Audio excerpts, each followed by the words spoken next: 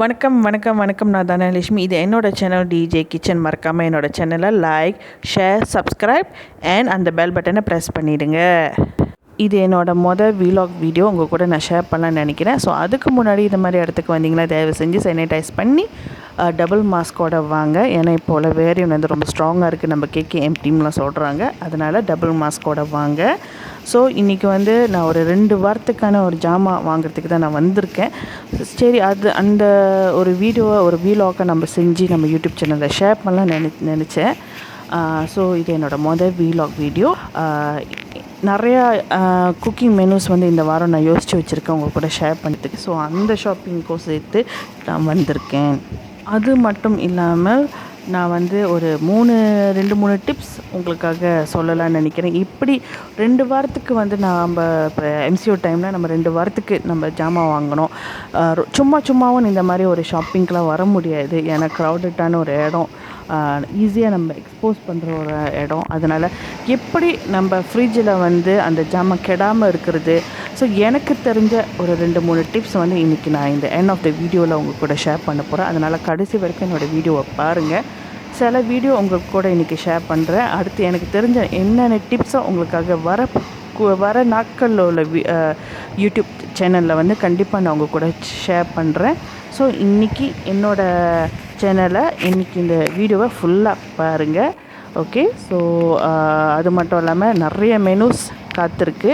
Hopefully இந்த வாரம் உங்களுக்காக ஒரு பிரியாணி மெனு நான் வந்து கைட் பண்ணலான்னு நினைக்கிறேன். ஹோப்ஃபுல்லி எனக்கு அந்த நேரம்லாம் கரெக்டாக வரணும்னு நான் ப்ரே பண்ணிக்கிறேன். உங்களுக்காக அந்த பிரியாணி மெனுவை நான் ஷேர் பண்ணலான்னு நினைக்கிறேன். ஸோ மறக்காமல் என்னோடய சேனலை கண்டினியூஸாக பாருங்கள். மறக்காமல் என்னோடய சேனலை லைக் பண்ணுங்கள், ஷேர் பண்ணுறேங்க, சப்ஸ்கிரைப் பண்ணுங்கள்.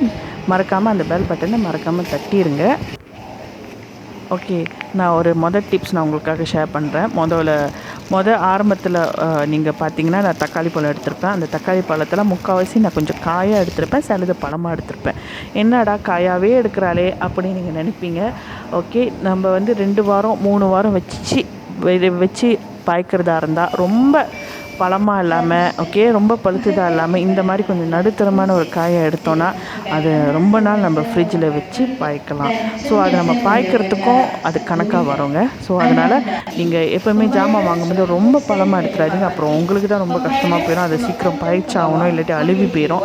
அதனால் கொஞ்சம் காயாகவே எடுத்திங்கன்னா அது கணக்காக இருக்கும் நீங்கள் பாய்க்கிறதுக்கு. அதனால தான் நான் எப்போவுமே கலந்து எடுப்பேன். இந்த வாரத்துக்கு இப்போ பாய்க்கிறதுக்கு 2-3 நாளைக்கு பழுத்துதாகவும், அப்புறம் அடுத்த வாரம் பாய்க்கிறதுக்கு கொஞ்சம் காயாகவும் எடுத்தேன்னா எனக்கு கணக்காக வரும். அடுத்த டிப்ஸ், பச்சை மிளகா.